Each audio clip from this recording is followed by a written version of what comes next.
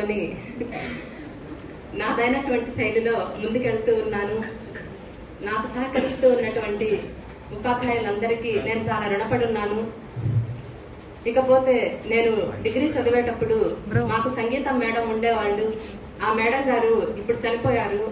ఎప్పుడైనా సరే అమ్మా, ఎక్కడైనా ఏ కాలేజీలో ఫంక్షన్ జరిగితే నన్ను కలుసుకొని ఈ ఒక శ్లోకం ఆ కాలేజీ యొక్క రుణాన్ని, ఆ ఉపాధ్యాయుల యొక్క రుణాన్ని తీర్చుకునేలాగా మేడం కంపోజ్ చేశారు, మాకు నేర్పించారు.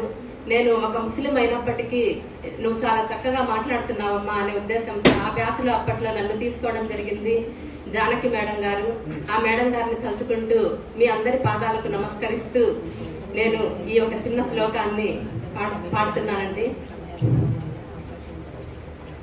ఓంకార పంజర సుఖీ ఉపనిషత్తు ధ్యాన కేళి కలకంఠి ఆగమ విపిన మయూరి ఆర్యా అంతర్విభావే గౌరీ గౌరీ భువన మోహనమైన భరత వధూల నామకు ధ్యాన వనమాంత సీమా ఆరామ సుందర మహోజ్వల వరపారిజాత విహారమే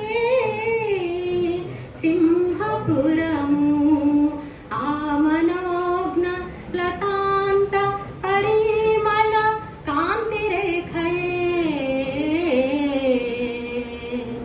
పినాకిని నదీ పవిత్ర భూతరాత్రిలో అనంతమైన రంగనాథనాగర ప్రతిష్టతో అనూన శోభనుద్భవిల్లే ఆంధ్రభామిని జనాలి నోములే ఘనంబుగా ఫలించెను అనంగహో జనాళి నోములే ఘనంబుగా ఫలించెను అనంగహో కరంబు వెల్గుతన్ వినూత్న కాంతులన్ తమిశ్రముల్ హరించు జ్యోతి కాగా వైజయంత వైభవంబుతో విరించి రాణికే విహార వీర మందిరంబుగా